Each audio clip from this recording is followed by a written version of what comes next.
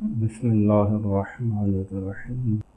اگر آپ سے کہا جائے کہ ایک دن آئے گا جب یہ پہاڑ بلند و بالا ایسے غائب ہو جائیں گے جیسے کبھی تھے ہی نہیں، تو کیا آپ یقین کریں گے؟ لوگ رسول صلی اللہ علیہ وآلہ وسلم سے پوچھتے تھے کہ ان پہاڑوں کا کیا ہوگا؟ جواب آیا، میرا رب انہیں ریزہ ریزہ کر دے گا۔ یہ صرف ایک خبر نہیں، یہ انسان کے لیے ایک انتباہ ہے۔ ہم صرف پہاڑوں کی بلندی، ان کی استقامت، ان کی مضبوطی کو دیکھتے ہیں، لیکن ہم ان کی حقیقت نہیں سمجھتے۔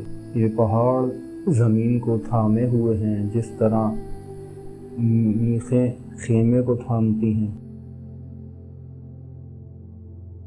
ان کی زمین ساکن نہیں ہے بلکہ اپنی مختلف سطحوں کے ساتھ مسلسل حرکت میں ہے۔ اس کی تہیں ایک دوسرے سے ٹکراتی ہیں اور یہ پہاڑ اس ساری بے چینی کو خاموشی سے سنبھالے رکھتے ہیں۔ گویا ہم ایک ایسی زمین پر کھڑے ہیں جو خود بھی بے چین ہے، مگر پھر ایک لمحہ آئے گا جب یہ توازن ختم کر دیا جائے گا۔ یہی پہاڑ جو زمین کو سنبھالے ہوئے ہیں روئی کے گالوں کی طرح ہوا میں اڑنے لگیں گے، اور یہی وہ لمحہ ہے جب انسان کو رک کر سوچنا چاہیے کہ جب پہاڑ باقی نہ رہیں گے تو انسان کہاں کھڑا ہوگا، اس کا کیا حال ہوگا؟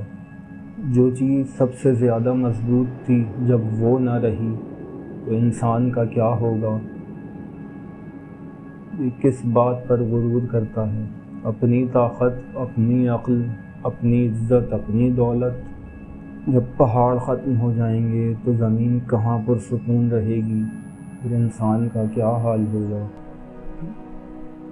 پھر وہ اپنے رب کی نافرمانی کیسے کر سکتا ہے؟